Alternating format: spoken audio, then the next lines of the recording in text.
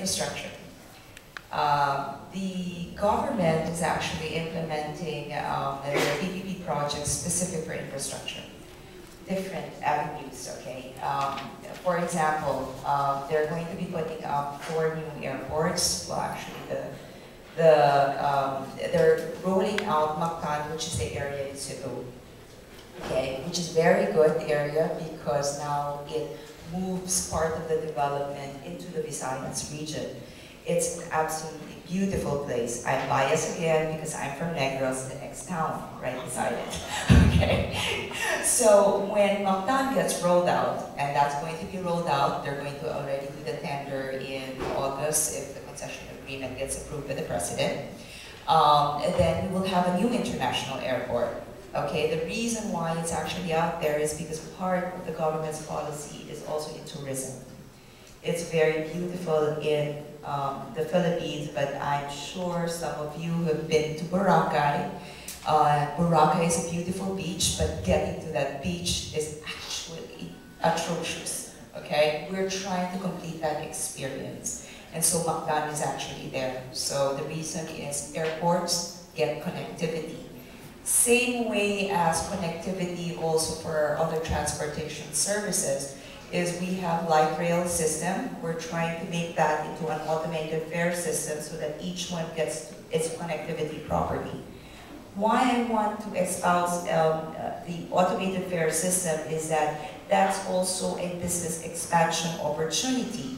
When you have that card now becomes your contactless service system for other businesses. You can use that for retail, you can use that for information, you can use that for education. There are many platforms for expansion of this government opportunity that gets expanded to the business sector. We also have the opportunity to, and this is also a policy of government, the policy of government is in health. Okay, we're privatizing a lot of the government health hospitals, and the first one is the Philippine Orthopedic Center. They're building a new one and actually expanding that to not just in the north, hopefully in the south as well. But there are 50 government hospitals, 25 of which will be rolled out in the next 3 years. Business opportunity, health care, insurance. Again, the information backbone system that will connect our Philippine health system to pay off for these services. And mind you, there is none yet. So Silicon Valley, again, can provide for that solution. Again, this is a very robust solution because we have 90 million in population who can be covered by that health card. Currently, we're only covered for 20 million. The expansion opportunity is actually there. This is a matter of grabbing it. Now, for the other sector also, which requires a lot of opportunities in the energy sector. The energy sector has now been privatized for generation. It could be 100% foreign. Our growth in energy requirement is 2.6% every year. And just to fast forward that to 2020, we actually need at least 15,500 megawatts into our system, okay?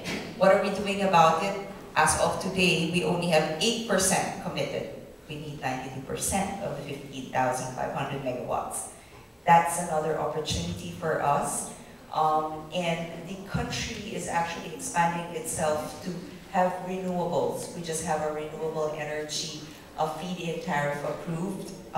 We actually fare second best in the Asian region when it comes to the feed-in tariff rates. So there has been a lot of buzz. Our office has been very busy helping out with investors to set up greenfield facilities for energy because the energy support is very much required for the manufacturing business, which is actually needed. It's not just the energy supply, but the energy reliability. That is what the government is trying to address. So that's what they're trying to do. Now, was that a factor in you moving to the Philippines to run your company there? Well, actually, not directly for us, because our basic company is not as energy hungry as some of the other customers of mine. For example, the big semiconductor company, the biggest concern they have is energy, and they're seeing that the biggest cost of operation for them is energy. And because of the fast growth and the number of populations, in Philippines, I think if the infrastructure is not developed in the next couple of years, that is going to catch up with the country and slow down the investment. And this is something that is seriously, may prevent growth in the private sector of the high technology area. Semiconductors are very energy hungry, and they're very competitive, so the cost of doing business and operations and energy is very important for them. And labor is another one. But that part is great, just energy is a big concern. But I think, as Regina mentioned, the opportunity for investment for that private sector is huge in the Philippines. And in the next 5 to 7 years, I can see there's a lot of private sectors coming into the Philippines, and they're looking for that opportunity of reaching out to niche markets. But the cost of doing business, it becomes very important for them. If it's competitive, then they will invest. But if it's not, they probably will elsewhere. Michael, would you like to comment? Yes, so the question was, what is the government doing to facilitate all this growth and to make room for this growth and make sure that it's harnessed and sustained?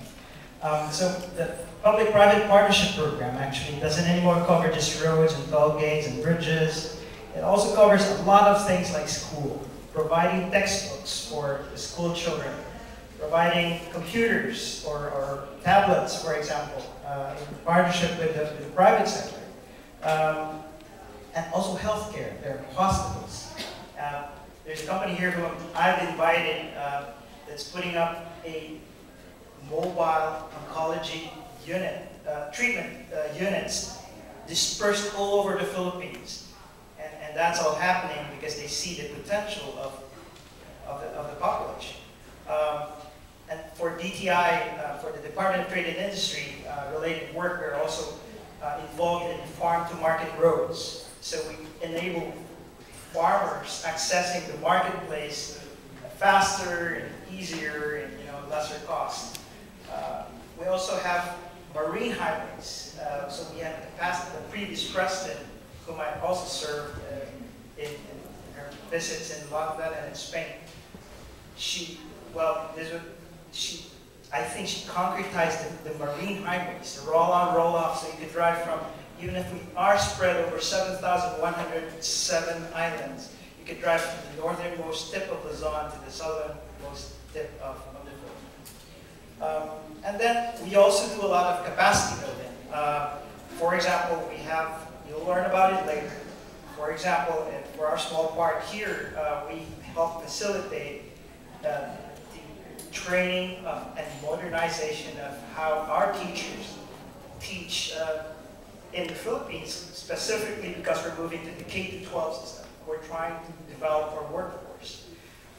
Mr. Bernardo is heavily involved in developing our higher technology experts and scientists and engineers. And we're focusing on, among others, IC, integrated circuitry design, and own the IP in the Philippines. So you can propagate that all over the world, but the money still goes back to the Philippines.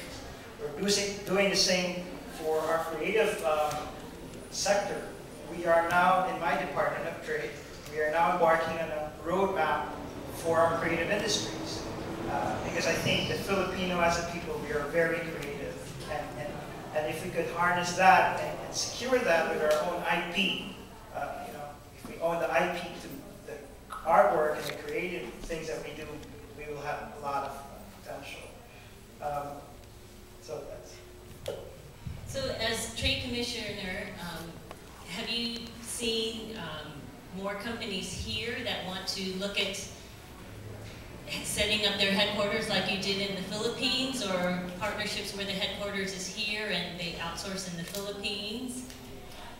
I should qualify this because the U.S. is actually a very mature market for the Philippines. We've been in business since, and we were a colony, we were part of the Commonwealth. I've seen a lot more interest from Europe when I was there, from companies that never even heard of the Philippines a year before. Over here, we see a lot of movement. They're trying to sell their technology, they're trying to sell their expertise to the Philippine market. We were never in that position before, where we are now buyers. And that's the movement. And we also see a lot of capital. In my work, I talked to angel networks here, hoping that we could get them to have more Filipino members over here and from the Philippines, so we could raise the level of sophistication of our investors. And hopefully we can do that. Now, as far as IP, your firm does IP and also commercial and business law. Do you find that there are a lot more companies that are filing to become filing as a corporation? Are they smaller or larger? Are they partnerships more so, or is it a steady growth at all? Actually, what is very interesting is that, yes, there are more foreign investors in the past, maybe in the past 2 years. In the past 2 years, there has been a spike for the foreign investors, but what is also as interesting is that there are many Filipinos incorporating themselves, making themselves a formal business entity. Previously, when it comes to an entrepreneurial experience for the Filipinos, they will do it very informally and they form themselves into a partnership. What I have also seen in the past 2 years is that there's a lot of collaboration between the local business and the foreign investors. The foreign investors have really seen that what actually makes their entry into the Philippines significantly easier, less painful, is that when they collaborate locally with a local partner, they need to understand the local culture. They need to understand that the Filipinos are not confrontational. They're smiling, but actually that smile actually means no. Please don't force me to do that because I don't like it that way, okay? Actually, that smile means no, and you're supposed to understand that. And when you leave the room, actually there is that distrust that happens. In my role as a counsel, and I say this with my pure heart, I'm not just a counsel, I actually want deals done, because when deals done, it's actually an opportunity for the country. So when I try to bring those, when I bridge the parties to the transaction, it's harder for me because the trust is already gone. When one party does not understand that smile or that sheepish nudge like that, that actually already means no, and I'm reaching out to you for you to come in a little bit closer to the table and make it a win-win situation. So going back to the question, there's a lot of interest in the Philippines. There's a lot of foreign funds coming into the Philippines. There's a lot of hard work. What I realized is that our numbers in our newspapers that you will actually read is that there are a lot of foreign investment that they go to the stock market.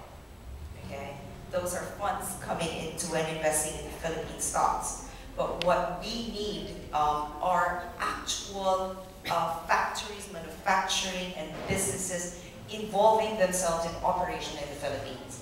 And mind you, and I will really say this to you with a pure heart again, when you do business in the Philippines, you will realize that the Filipino workers are amazing.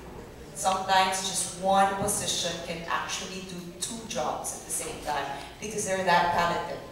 They're talented, you choose right, you choose the honest Filipino worker, you will get your investment back many folds. Okay? So I actually would like to say that investing in the Philippines can be a great experience. Do your due diligence, do your right partner relationship, and do a lot of prayers. I wanted to have you comment about being not Filipino, but being in the Philippines as a company. Now, STACTA is on 3, which is a business plan startup competition. And when we talk about new markets, new industries, and new entrants, it's not just Filipino-based companies, it's also companies and people who believe in the country, believe in the talent, believe in the location and the expertise that is there. And we have Sean here who is an example of someone who is, and then you also have Filipino Americans who have to understand the culture. And then they have to understand the American culture too. But my question is, what is your experience has been, or any comments that you might want to add in terms of being a non-Filipino that has his headquarters in the Philippines? Great question. Because the culture in Silicon